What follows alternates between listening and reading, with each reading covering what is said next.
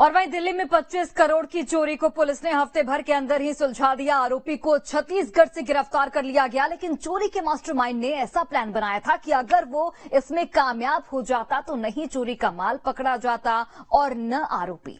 क्या थी साजिश, देखिए इस रिपोर्ट के जरिए।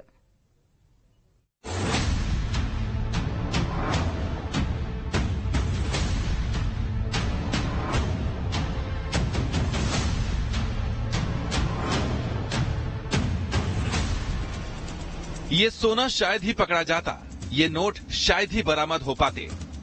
दिल्ली में 25 करोड़ की चोरी शायद ही सुलझ पाती अगर दिल्ली का ये गुनहगार शक्ल बदलवा लेता। 25 करोड़ की जिस चोरी ने पूरे देश को दहला दिया था, उस चोरी का मास्टरमाइंड लोकेश श्रीवास के बारे में वो सनसनीखेज खुलासा हुआ है जिसके बारे में शायद ही किसी को आशंका रही। दरअसल पता चला है कि लोकेश श्रीवास नाम का ये आरोपी प्लास्टिक सर्जरी करवाने की तैयारी कर रहा था। इसके लिए वो कई स्पेशलिस्ट से जानकारी जुटा चुका था। इंटरनेट से भी इसने प्लास्टिक सर्जरी के बारे में काफी जानकारी जुटाई थी और ये प्लास्टिक सर्जरी से अपनी शक्ल बदलवाने के लिए 60,000 से 2.5 लाख रुपए तक खर्च करने को तैयार था। यानी ये 2.5 लाख की रकम खर्च करके अपने 25 करोड़ के गुनाह पर पर्दा डालने की कोशिश में जुटा था। मगर ये अपनी कोशिश में कामयाब हो पाता उससे पहले ही छत्तीसगढ़ पुलिस के हाथ इसके गिरफ्तार तक पहुंच गए। अब ये पुलिस की गिरफ्त में यही सोच रहा होगा कि काश ऐसा न होता। पुलिस के मुताबिक आरोपी लोकेश श्रीवास छत्तीसगढ़ के कवर्धा का रहने वाला है। गुनाह की दुनिया में कदम रखने से पहले वो सलून चलाता था, लेकिन एक छोटी चोरी की चोरी पकड़ी नहीं गई तो उसे चोरी की लत लग गई। लोकेश बड़े बड़े शोरूम पर हाथ साफ करने लगा। लोकेश ने पहली बड़ी चोरी की थी जब उसने 5 करोड़ रुपए की ज्वेलरी चुराई थी। पता ये भी चला है कि आरोपी लोकेश 2017 और 2022 में गिरफ्तार भी हो चुका है। तब भी इस शातिर चोर ने ज्वेलरी शॉप को ही निशाना बनाया था। लोकेश पर देश के कई राज्यों में केस दर्ज है, मगर इस बार उसकी कोशिश थी कि इतना बड़ा हाथ मारा जाए ताकि पूरी जिंदगी बैठकर खा सके। इसलिए उसने दिल्ली के इस ज्वेलरी शोरूम को चुना।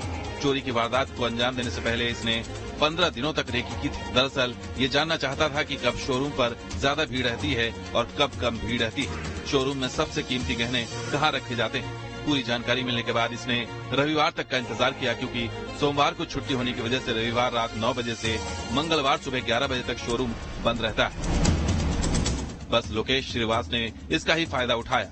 सूत्रों के मुताबिक 25 करोड़ की चोरी के लिए इसने करीब 16 घंटे का वक्त लिया।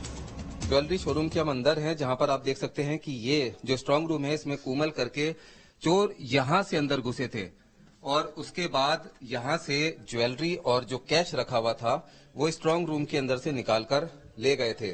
दरअसल ये स्ट्रांग रूम का वो छेद है, सुराख है, जिसके अंदर जाना खासा मुश्किल है। तो अब देखने वाली बात ये है कि इसके अंदर किस साइज का कोई गया होगा, क्या किसी बच्चे का इस्तेमाल किया था या फिर किस तरीके से ज्वेलरी निकाली थी।